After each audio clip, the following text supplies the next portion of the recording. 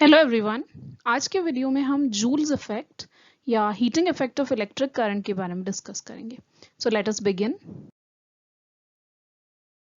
Joule effect को या joule heat को समझते हैं तो अगर हमारे पास एक कंडक्टर है, जैसे कि आपको पता होगा कंडक्टर्स में फ्री इलेक्ट्रॉन्स रहते हैं और उन फ्री इलेक्ट्रॉन्स को प्रोवाइड करने वाले एटम्स फिक्स्ड पॉजिटिव आयंस की फॉर्म में रहते हैं, क्योंकि उन्होंने फ्री इलेक्ट्रॉन्स रिलीज कर दिए हैं। So now they have become positive ions. So ये फिक्स्ड पॉजिटिव आयंस रहते हैं। अब अगर आप इस कंडक्टर को एक बैटरी से कनेक्ट कर देते हो तो बैटरी से कनेक्ट करने की वजह से क्या होगा, कंडक्टर का एक टर्मिनल पॉजिटिव और दूसरा टर्मिनल नेगेटिव होगा। ठीक है, जैसे कि यहाँ पे मैंने बताया है। और इस वजह से एक पोटेंशियल डिफरेंस जनरेट होगा, इलेक्ट्रिक फील्ड जनरेट होगा, जिसकी वजह से करंट फ्लो करेगा।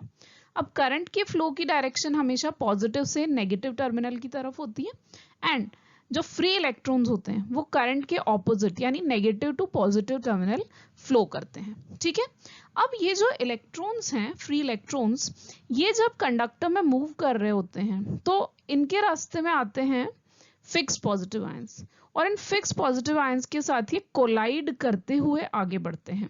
जैसे जैसे एक फ्री इलेक्ट्रॉन के रास्ते में आयन आएगा वो उस आयन से टकरा के अपना रास्ता बदलेगा अकॉर्डिंग टू द कोलिजन और फिर वो आगे बढ़ता जाएगा इलेक्ट्रिक फील्ड के अकॉर्डिंग पॉजिटिव टर्मिनल की तरफ। सो इन दिस वे सभी फ्री इलेक्ट्रॉन्स आयन से कोलाइड करते हैं। ठीक है, और यही कोलिजन्स विद आयंस, जब भी कोई फ्री इलेक्ट्रॉन एक फिक्स्ड पॉजिटिव आयन के साथ कोलाइड करता है उस प्रोसेस में थर्मल एनर्जी या हीट एनर्जी रिलीज होती है और ये कोलिजन जितनी भी बार होगा उतने बार जूल्स हीट या थर्मल एनर्जी रिलीज होगी।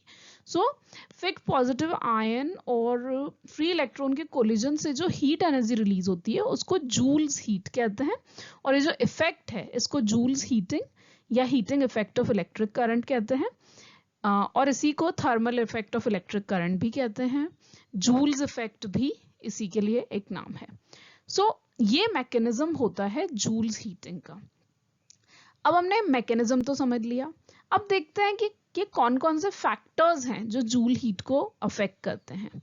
जूल्स हीट डिपेंड करता है करंट, स्क्वायर ऑफ करंट पर, फिर ये डिपेंड करता है रेजिस्टेंस ऑफ कंडक्टर, जिस कंडक्टर में करंट फ्लो हो रहा है, और टाइम इंटरवल कि कितने टाइम के लिए करंट का फ्लो हो रहा है। इन तीनों फैक्टर्स पर जूल हीटिंग डिपेंड करती है और जब हम तीनों फैक्टर्स को कंबाइन करते हैं तो हमें जूल्स हीट का फॉर्मूला मिलता है H is equal to I square R T.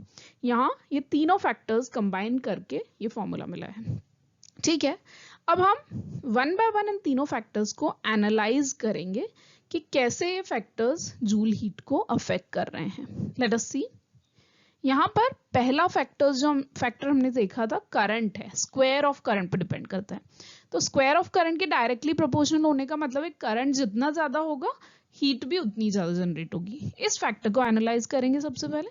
तो देखिए यहाँ पर हायर वैल्यू ऑफ करंट की वैल्यू ज्यादा है, इसका मतलब नंबर ऑफ फ्री इलेक्ट्रॉन ज्यादा है, क्योंकि ऑब्वियसली करंट तो नंबर ऑफ फ्री इलेक्ट्रॉन्स पर ही डिपेंड करता है ना। Q is equal to N और फिर Q से ही करंट I, हमें I is nothing but flow of charge carriers only. तो जितने ज्यादा चार्ज कैरियर्स, जितने ज्यादा फ्री इलेक्ट्रॉन होंगे करंट उतना ही ज्यादा होगा। और ज्यादा नंबर ऑफ इलेक्ट्रॉन्स, ज्यादा नंबर ऑफ फ्री इलेक्ट्रॉन्स का मतलब है नंबर ऑफ कोलिजन्स ज्यादा होंगे, क्योंकि जितने ज्यादा इलेक्ट्रॉन्स रहेंगे उतने ही ज्यादा टक्कर होगी इन फिक्स्ड आयंस से। और जितने ज्यादा कोलिजन होंगे, जैसे मैंने बताया, हर एक कोलिजन में हीट जनरेट होती है, हीट रिलीज होती है एक्चुअली। जितने ज्यादा कोलिजन्स होंगे उतनी ही थर्मल एनर्जी या हीट एनर्जी रिलीज होगी, जिसको हम जूल हीट कहते हैं। ऑब्वियसली करंट ज्यादा होने पर जूल हीट या हीट एनर्जी भी ज्यादा रिलीज होगी। सेकेंड फैक्टर है रेजिस्टेंस। और जैसे कि आपको पता है किसी कंडक्टर का रेजिस्टेंस उसके टेम्परेचर पर डिपेंड करता है। टेम्परेचर जितना ज्यादा होगा रेजिस्टेंस भी उतना ही हायर होगा। और टेम्परेचर ज्यादा होने से क्या होगा, टेम्परेचर ज्यादा होने से जो फ्री इलेक्ट्रॉन्स हैं जो कंडक्टर में मूव कर रहे हैं उनकी काइनेटिक एनर्जी, उनको टेम्परेचर ज्यादा होने से उनको थर्मल एनर्जी मिलेगी। थर्मल एनर्जी उनकी काइनेटिक एनर्जी की फॉर्म में मैनिफेस्ट होती है, यानी वो उतने ही फास्टर मूव करेंगे और जितने फास्ट मूव करेंगे उतने ही वो पर सेकेंड कोलिजन ज्यादा करेंगे, क्योंकि जितना जल्दी मूव करेंगे उतने ज्यादा फिक्स्ड आयन के कांटेक्ट में आएंगे और उतने ही नंबर ऑफ कोलिजन ज्यादा होंगे।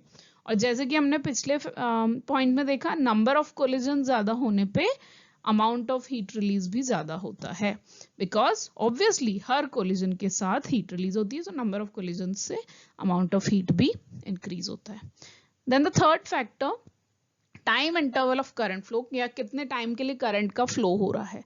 So greater the time of current flow, obviously more is the number of collision, क्योंकि जितने ज्यादा टाइम के लिए करंट का फ्लो होगा उतने ही ज्यादा इलेक्ट्रॉन्स कोलिजन करेंगे फिक्स्ड आयन के साथ, और जितने ज्यादा कोलिजन होंगे, अगेन बार बार हम हर पॉइंट में ये फैक्टर में मिल रहा है कि जितने ज्यादा नंबर ऑफ कोलिजन्स होंगे हीट भी ज्यादा रिलीज होगी, because every time I am repeating कि हर एक कोलिजन के साथ हीट रिलीज होती है। So these are the factors on which Joule heat depends, and this is all about the mechanism of Joule heating. That's all for today. Thank you.